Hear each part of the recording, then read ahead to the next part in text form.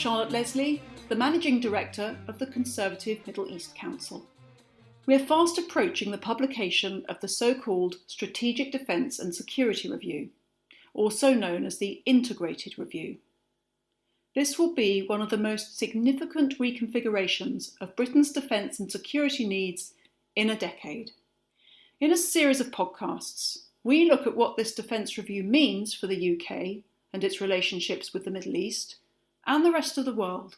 For our first podcast, we're very fortunate to have none other than the Chair of the Commons Defence Select Committee, Tobias Ellwood MP, to open our series of interviews with defence experts.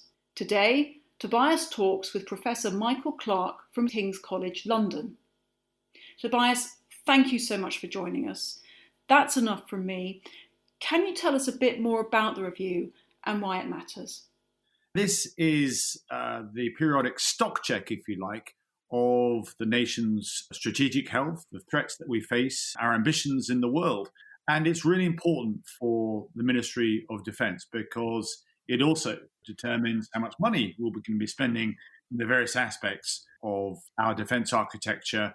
Now, this particular review is long overdue because, as we're all aware, the world is changing fast and furiously. That's not just because of climate change or because of the COVID-19 pandemic. It's also because threats and challenges are emerging all the time, and the world is changing very, very fast indeed. There's an evolution in the character of conflict too.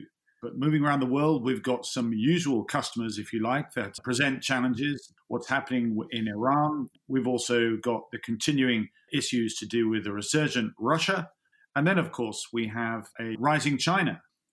So some big challenges there for us to discuss today. And the very start of this series, I'm really delighted to welcome Professor Michael Clarke, formerly served as Director General of the Royal United Services Institute, and in 2001 was Deputy Vice Principal and Director for Research Development at King's College London, where he remains a visiting Professor of Defence Studies. Professor Clarke is also a Specialist Advisor in the House of Commons Defence Committee for over 2 decades, and he's also advised the government on a number of important issues, not least national security, UK defence, trade policy, and has also served as an advisor to the Joint National Committee on Security Strategy. So very much welcome, Professor Clarke. Michael, if I may call you that today. Let's begin by just surmising, if you can, the importance of this particular review in this moment in time. Yes, thanks, Tobias. It's a great pleasure, actually, to take part in discussions like this because they are extremely important. And the integrated review, as you say, it's got a very sort of very long title, but that's its shorthand title. The integrated review is absolutely necessary because we've needed more of a review since the last big review of 2015. There was another sort of steady as you go review in 2017, and then a little addendum to that from the Ministry of Defence. But the circumstances of Brexit, the things that are changing in the world for the 2020s mean that global Britain has got to, as it were, rethink or at least refocus its objectives. What do we want out of global Britain? How much is Brexit going to affect our interests in the world? And, as it were, to audit our capacities. What have we got that we need to either redirect a bit more, or are we happy as we are with what we're doing? I mean, by and large, we spend about just over 60 billion a year on all of the external directed elements of policy. So about 40 billion of that, of course, as you know, is defence, and 20 billion is everything else. It's what we spend on foreign policy, on foreign aid, on the intelligence services, on some of the big research and development things that affect the external environment. So we're spending about 60 billion a year, which is 3% of our GDP, our old GDP before COVID. So 2% of that was defence, another 1% on everything else. The question is that about right? Should we be spending 4% of our GDP on all of these things, or should we reorganize the priorities within the 3%, the 60 billion that we are spending? These are big issues. And of course, as you said in your introduction, we're facing a major series of uncertainties as we now look towards the next decade. So if ever we've needed a really comprehensive review, a real no holds barred, no sacred cows from the bottom up review, it's probably now. So the order in which we looked at it in the Defence Select Committee was, the first question is, what are the security threats, and indeed what are the global opportunities around the world? The second question is, what's Britain's response to that? How do we fit in? What are our ambitions? And then the third is, well, how do you then design your defence posture to respond and support those ambitions? If you agree roughly with that, what do you believe are, let's say, the big changes that differ from the last time we did this exercise, which, as you just touched on, was in 2015? Yes, and the Defence Committee's report on this, 2-3 weeks ago now, I thought laid that timetable out really well. And of course, we should always try to start at the top and to say, what are our interests? And if you look at Britain's interests in the 2020s, my point, and what I've been writing on for the last 3 or 4 years, is that all of the European powers are going to feel pretty uncomfortable in the 2020s because the rise of the big powers were moving back into a new great game of politics between Russia and China and the United States and India. Those are the big four powers for different reasons. But the rest of us are looking for, as it were, strategic space in these big geopolitical wheels which are turning between those four powers. And of course, what matters most to us is the resurgent Russia that you mentioned and the global challenge that China is determined to pose and its relationship with the United States. Those are the things that matter most to us. And so for the 2020s, we're going to have to reprioritize quite a lot of what we think is important. And so we need to, in my view, do more on defence. And I think we need to concentrate more of our defence on the European theatre in general, the broad European theatre and the North Atlantic.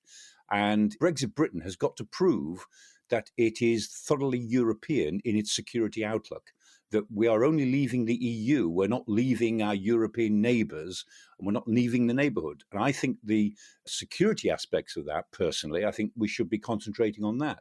But on other aspects, we've got to regenerate our trade relations. We've got to do much more on soft power. We're a soft power leader in the world, a soft power superpower. And there's much more that we could do on that, but we've got to be prepared to coordinate for it and integrate some of our abilities and to fund it properly. So I think we can face these difficult years of the 2020s if we can re-strategize and reprioritize some of the instruments of policy that we have got. But for sure, there's going to be no free lunches in the next 10 years. And quite a lot of the things that we have felt comfortable about in the last 40 or 50 years, like an easy relationship with the United States, we cannot now take for granted. Whoever wins the presidential election on November the 3rd, it won't be an easy ride with the US because the US is changing. And our relationship with Russia is not as one-sided as it was 10 or 15 years ago. Our relationship with China has changed a lot as the Chinese are now deeply integrated into our economies. And so there is a real interdependence between what we disapprove of in China's policy and the sort of leverage that they have over us. So those are the sorts of issues we've got to grasp in this review and then, in my view, reprioritize quite a lot if the review is going to be genuinely integrated and genuinely forward-looking. Well, really interesting to hear you divide up between our allies and our adversaries, that neither can be taken for granted and both must be understood. Let's start with the United States. And then again, because this is all about Britain, what should Britain be doing about it? What role would you like to see Britain play? Yes, the United States is still of course, it's our natural ally, our natural, as it were, Western world leader. And the economy of the United States is going to still be one of the drivers of world politics for a long time to come. And its sheer physical power will still be of major importance in the world. But the point is, the US is much more a Pacific-orientated power now than an Atlantic-orientated power. And the days when we could think we had an absolutely natural affinity with the US may now be passing. Of course, we've always had rows with the US before, but we could always get over them. But if it is the case that our view of world politics is beginning to diverge, which I suspect it is, then that's not disastrous, but it means we've got to work at it. And I think the American view of world politics has not really been particularly consistent since the middle of the Clinton era. And, we can obviously argue about where American policy is going. But even if we have a Joe Biden presidency for 8 years starting next year, it will not feel like the Clinton presidency did, or even the Bush presidency. The United States is pursuing more self-interestedly its own agenda, more of its own agenda, and it's less willing to explicitly lead the Western world, and it looks to its allies to take more responsibility for all sorts of things. And so where does that leave Britain? It leaves us, as it were, having to pursue a very interesting balancing act, but we've got to actually show our European partners that we are still the leader in European security. And if the United States is more interested in the Gulf and the Indian Ocean and the Pacific, the fact that they can, as it were, leave the Atlantic to the Europeans, led by Britain and France and the E3, Britain, France, and Germany, but with Britain taking a big lead on the physical military side, that actually is quite a good bargain that the Americans can live with. And we've got to articulate that, but we can't ignore the fact that over the last few years, we've differed with the Americans on some really important issues. We've differed with them over arms control. The Americans from the Bush administration onwards have been backing away from arms control that we very much regret. We've differed with them over relations with Iran. We differed with them over military commitments in northern Iraq and in the civil war on Syria. These are some quite big issues. They're not just atmosphere issues. They're specific issues where, when we've been pushed to it, Huawei, I guess, is another one in relation to China, we have sided generally with our European friends, generally, where we have to make a choice. And I suspect that that is going to increase in the future. So we've got to, as it were, balance and massage that relationship. And let's be a hard-nosed, good partner, which the Americans value, not because they like us. We know that they like us, but we need them to respect what we bring to the relationship. I'm reminded of Field Marshal Sir John Dill, that you might be familiar with, who started the special relationship during the Second World War. He was sent by Churchill to be our man in Washington, and was actually quite pivotal in, I think, drinking a lot of whiskey, actually, and speaking with Dulles and Marshall, in helping shape not only the World War II strategy, but also the post-World War world. Do we lack a modern-day John Dill? Do we have somebody in the room in Washington, D.C., or are we too distracted ourselves to be pursuing this and doing things on the international stage? The last person I can think of the last couple of people, Nigel Sheinwald and David Manning, played those sorts of roles from Downing Street into the United States, and they did quite a job in the end of the Blair era, really the Brown era, and the beginnings of the present Conservative governments or Conservative-led governments. They had an influence, there's no question about it. I don't know that there's anyone on either side of the relationship at the moment who performs that role.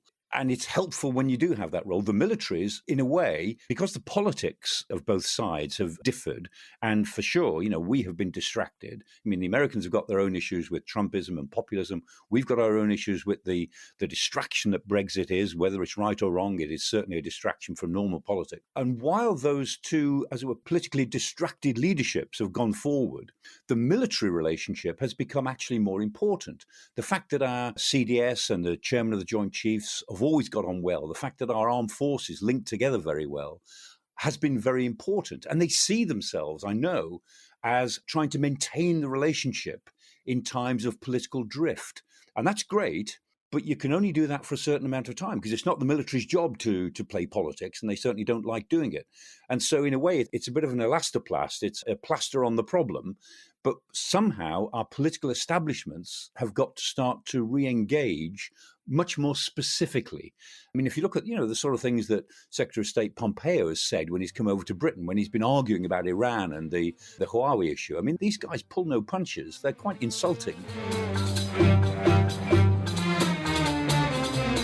There is much talk about a Five Eyes. I mean, you touched on India, or a D10, sometimes it's called, a group of nations that perhaps can be the genesis for a new world order and start to create the basic trading and security platforms to counter perhaps the rise in what we're seeing from Russia and China. Do you see that happening, or do you think it has potential? For sure. The E3, the European three, Britain, France, Germany, quite outside the European Union connection, are the most significant players in world politics from a European perspective. And the E3 obviously have been distracted by Brexit and other things recently, and there may be some fallout if we go into no-deal territory at the end of this year. There may be some fallout within the E3, which takes a little bit of getting over. But in the medium, short to medium term, but certainly in the medium to long term, it's really important that the E3, as it were, try to stick together and try to develop common policy positions on world politics, and that the E3 are able to plug in to the great power politics which are taking place around them. And when we think about India, for instance, I mean, India was not particularly strategically minded until about 7 or 8 years ago. And China's rise to be a world power under Xi Jinping, the fact that China is now quite aggressively behaving like a power with rights in the world, has provoked the Indians to be far more strategic. And so when we turn away from the North Atlantic, from our American relationships and our Russia worries, and we think, what about the rest of the world? Europe has a big incentive to create a much better relationship with India. And of course, for Britain, we've got a special history with India, but it's like walking on eggshells, to be honest. And somehow we've got to get over that. We've got to get over the post-colonial fallout from our relations with India. And I believe that we can. And that the Europeans in general have got to try to, as it were, influence the strategic development of the relationships between India and China and the trading relationships that will occur in East Asia. In the next 20 years, more than 90% of the growth in all world trade will be outside of the European Union, and most of it will be in Asia. And so there's a lot to play for in the Asian markets, in Asian stability, for good and bad, in the Indian Ocean and in Southeast Asia. And we've got to find a diplomatic way and an economic way of playing in that space, of being a presence in that space. Brexit Britain has, even though there's not much we can do in crude security terms, but we've got to do it primarily through economic, diplomatic and soft power channels. Let's just pivot across to our adversaries or competitors, depending on where you might sit. Now, firstly, on Russia, we have a leader who's, I think, pretty much secured the job for life. He's invested heavily in his military, but his economy is about the size of Italy's. How should we be countering Russia's resurgent activity? Yes, we're now facing somebody who's often called Putin the Indefinite.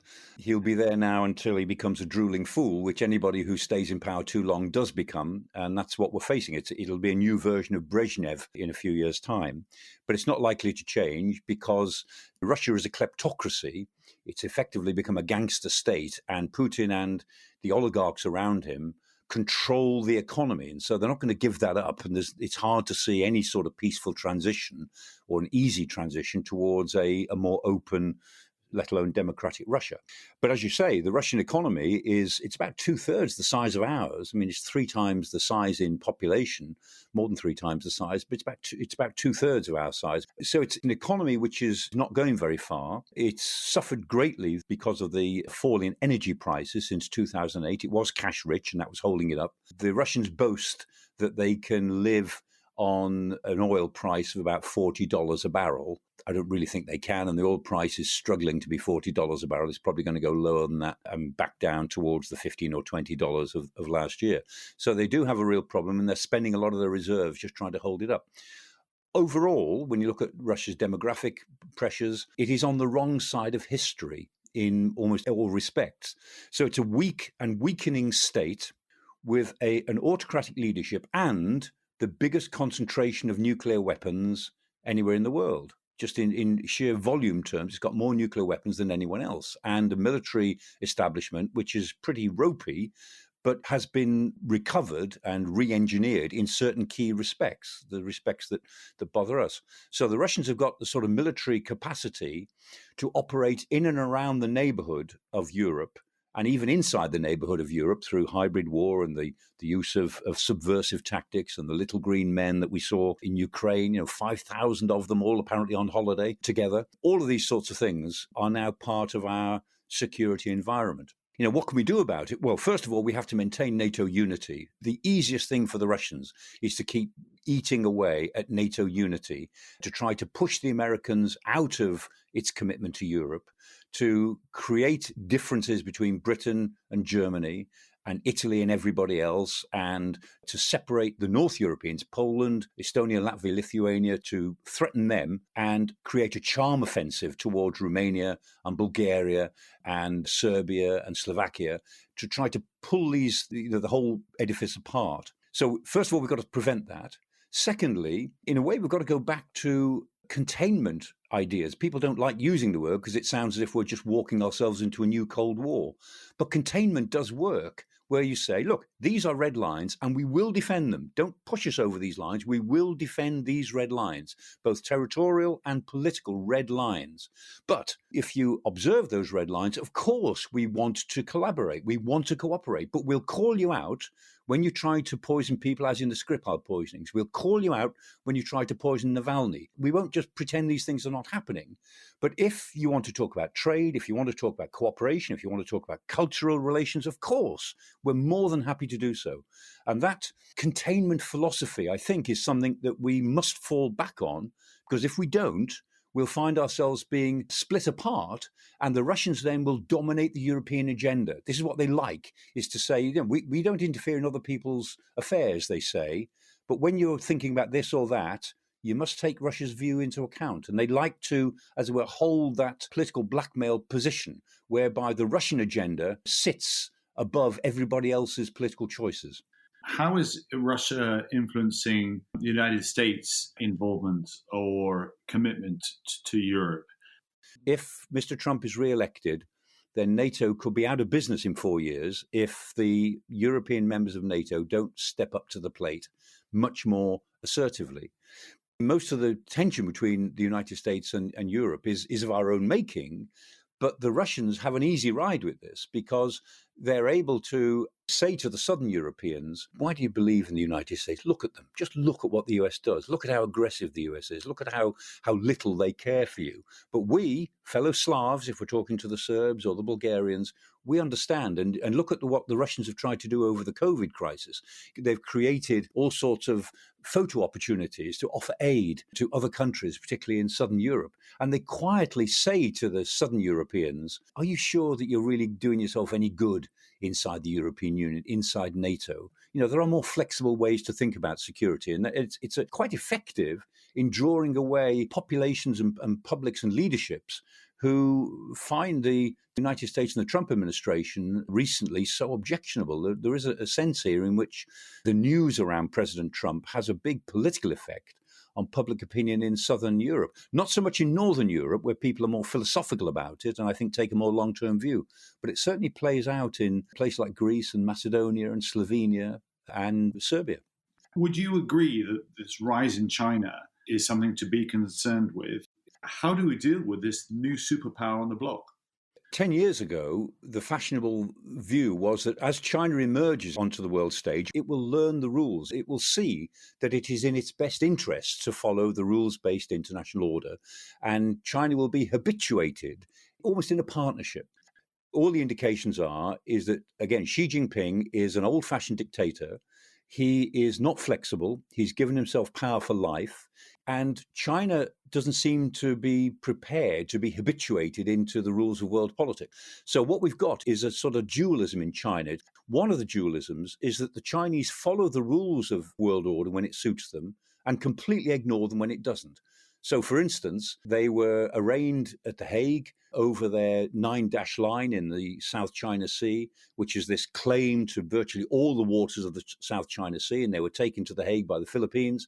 And the Philippines won on every single point. The Chinese lost on every single point that they were arraigned legally over in terms of maritime law. And they just said, who cares? Ignore it. Pay no attention to it whatsoever. So they ignore it when it suits them. But there's a dualism in another respect as well that really matters to us. In Southeast Asia and in the Pacific, the Chinese are pursuing really 19th century style security policies. They're building islands out of coral atolls in the Spratlys and the Paracel Islands. Your Fiery Cross Reef and Mischief Reef are now big air and soon to be sea bases. So they are playing a 19th century game of territoriality and physical power, having their aircraft and ships deployed forward in what they call the first island chain, and increasingly in a few years' time in the second island chain. So they're moving into the Pacific, and they claim all sorts of territories that nobody else believes, that nobody else recognizes. So they're playing a very old-fashioned game there. in relation to the United States and Europe and most of the developed world, they play a very new sort of game. They're not a physical military challenge, certainly not at the moment, and probably not for the next 10 years. But the economic challenge is phenomenal because the Chinese use the power of their economy, the interdependence of their economy with ours, in order to threaten all sorts of dire consequences if we don't do what they like. Now, we haven't seen the worst of this yet, but we've seen the threat of it. And it takes nothing to make them resort to these threats. And whenever something like the Huawei decision comes up, the Chinese ambassador here, Liu Xiaoming, says this will have serious economic consequences. You don't know how foolish you're being. And so we're going to have to face down these threats and find ways of making ourselves more resilient. Interesting developments between Israel and the United Arab Emirates. Iran is also going through more difficulties with the loss of Soleimani. Lebanon, clearly affected by not only COVID, but also that terrible incident that took place, but also highlighting the role of Hezbollah. It continues to play a less than helpful role in Lebanese politics. Looking ahead at the next sort of few years, where do you think the flashpoints will be, and where do you think Britain might be interested in getting further involved in the Middle East? Western influence across the Middle East has been in fairly sharp decline in the last 20 years. Some say it was because of the Iraq War. That's not really true, but the Iraq War certainly accelerated a trend towards disengagement. And what we're seeing in the Middle East is the rise of the four powers that really matter. There are only four really strategically important powers in the Middle East. And if you look at a map or look at any population statistics, economic statistics, it's very obvious who they are. It's Egypt, Turkey, Iran, and Saudi Arabia, those four. And you can see the role of all of those four evolving quite quickly over the last 4 or 5 years. And so politics in the Gulf is beginning to change. Saudi Arabia is trying to emerge as a regional hegemon. It's not doing very well at the moment, but the effect of that has been to create a lot of uncertainty in the Gulf, mainly over the role of Iran, which is determined to play a regional role. But the Iranians have been kicked back quite heavily in certainly the last couple of years, and they made a complete mess of their reaction to the Soleimani killing, shooting down an airliner in the same week. And they've been on the back foot ever since, and the Lebanon crisis puts them further on the back foot. But you can see that the politics across the region between Iran and Saudi Arabia has opened up a real avenue for Israel to move towards accommodation with other members. The Israelis are now forming common cause with the anti-Islamists, with the conservatives in the Gulf. The UAE is now extremely active, not always constructively in my view, but it is extremely active and in some respects quite aggressive in the region. And the UAE and Saudi Arabia have formed a fairly close relationship, trying to drive, as it were, a regional change which kicks back against Iran. And then on the other side of it, Turkey is playing a much bigger role across the Middle East. So you can see an active Turkish role in northeast Syria, in northern Iraq, in Libya, in Qatar. Nobody quite knows whether Mr. Erdogan of Turkey has got a clear view of what he's doing, but he is certainly, as it were, reinserting Turkey into all the places that the old Ottoman Empire used to have influence.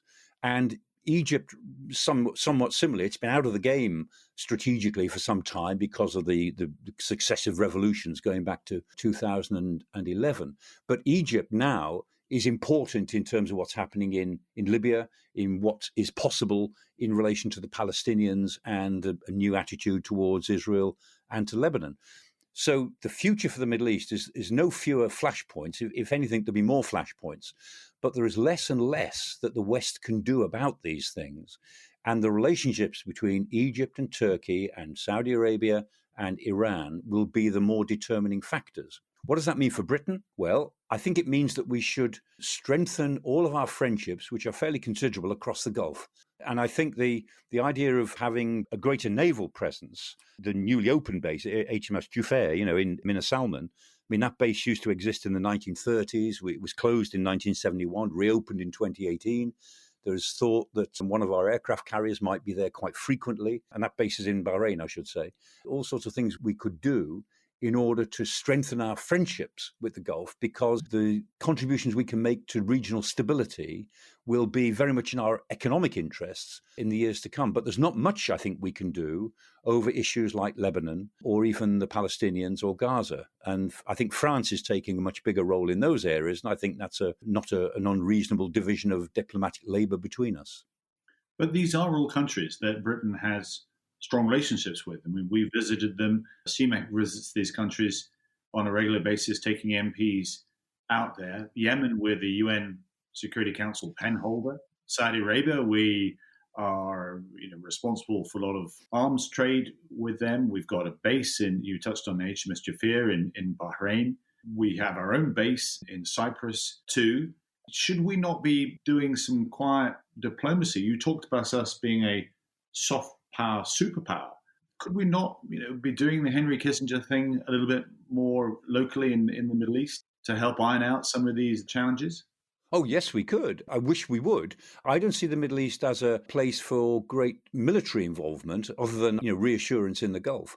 But politically and in terms of foreign policy, there is quite a lot we could do simply by showing that we understand the region, although I have to say I don't think diplomatically we have understood it as well in the last 30 years as we used to 50 or 60 years ago, but we could get that back. And yes, we are still respected in the Middle East more than many other countries, and we are still regarded as a country that has a sort of an entry point into United States policymaking. I don't think we should play that up too much. And there is still, of course, the respect that our foreign service and our diplomats are held in around the world and still within the Middle East. Now, you've been around the defense world for some time. We've got fantastic exports and links across the world, but we don't sell a lot of finished kit, if I can put it that way. Not many people buy our tanks, not many people buy our planes, not many people buy our ships. Is there a reason for that? By and large, it's because our forces are fairly small, so we don't produce them in big enough numbers for ourselves to make the unit prices more attractive. And also, if you're only operating a very small number of platforms, you simply can't advertise them in the way that the United States or Russia can around the world. So it's not surprising in a way that some of these platforms don't seem so attractive to other countries. But I'm not as concerned about that as I am about the loss of high-tech and innovative technologies and component supplies, if we're talking about the arms industry, which are world-class in Britain, and they don't do as well as they should do. And one of the things that I would like to see the integrated review address is the amount of money that goes into our research and development. I mean, across the whole country, across all sectors, our R&D spend is about 30 billion a year. That's private and governmental, and government is only about 3 to 4 billion of that. It's only about a tenth of the amount. That's way below, in total terms, 30 billion is way below what most of our OECD competitors are spending. It puts us in the bottom half. It's less than 1% of our GDP. If we're going to compete as Brexit Britain, as globalized Britain in this new world, we've got to think much more about how to regenerate and support and stimulate the really excellent research base and the science base that we've got in Britain. Typically, the old story keeps repeating itself, where something is developed in Britain and then at the production stage, it is bought by a foreign company because we can put 1.5 million into developing the science of something, or 2 million, and then we need 50 million to take it to the next stage. They can't get it in Britain, so they get it from China, or they get it from an American entrepreneur. Should we not be pursuing more joint projects, as we do see with some of the sort of the big ticket items, such as the F-35? Yes, the F-35 may turn into a real success story for us, because remember, we're a tier one collaborator in that. We put 2 billion in at the very beginning of the project, and we're the only tier one collaborator. So not only does some of the work for the F-35 come to Britain, but the more F-35s that are sold in the world, the more of a cut that we get in the income. So if the F-35 turns into a really successful aircraft over the next 30 years, which it probably will, sell upwards of 3,000, then that will be a nice little earner for Britain in the future. It's not an immediate element, but it may reflect the fact that being a tier one contributor with our original 2 billion investment might turn out to be a very good investment indeed. But beyond that, the next aircraft after the F-35 or the next generation, sixth generation aircraft is going to be the Tempest, that's its present name. And because we're not going to be developing this with France and Germany, who are going their own way, and that's partly a Brexit issue, if we are going to develop a new aircraft, then we have the opportunity here to collaborate with, let's say, Japan and Australia and other new partners. There's no end to the sort of collaboration in which we could be the principal prime producer with really good collaborative arrangements with other countries that do the sort of high-tech aerospace that we're interested in. And always in politics, you know better than most, Tobias, that when countries come together, it's normally based around some sort of grand project, like the Channel Tunnel. Stories in the last week suggest that difficult choices are being made over helicopters versus tanks, reductions, as we touched on, in the F-35. I think the maritime footprint is also under question. This does suggest, perhaps, that we are going about it in the wrong order. I really worry, for the same reasons that you do, that what was started off as an intellectually challenging and honest exercise is falling back into the 2010 review or the options for change review of the early 1990s, which is just a device to try to save money in the immediate circumstances. If we are saying that this is our review to set our technological future for the next 20 years, then I don't think we should be rushing it. We shouldn't be trying to bring it out just because the comprehensive spending review is coming out in November. We should give ourselves enough time to get it right. And I really worry that what started as an excellent exercise is going to come out as a sort of quick and dirty money-saving exercise. I hope I'm wrong about that. I'm sure you hope you're wrong. I'd love to be proved wrong on that, but I don't think I'm going to be. Well, that's a sober point to end on. Let's hope the government is listening, because it's so important that we do get this right, given the circumstances that we face ourselves in a very uncertain world. Michael, Professor Clarke, can I thank you so much for joining me today on this podcast, and very much appreciate all your thoughts and insight. Thank you very much indeed. My pleasure.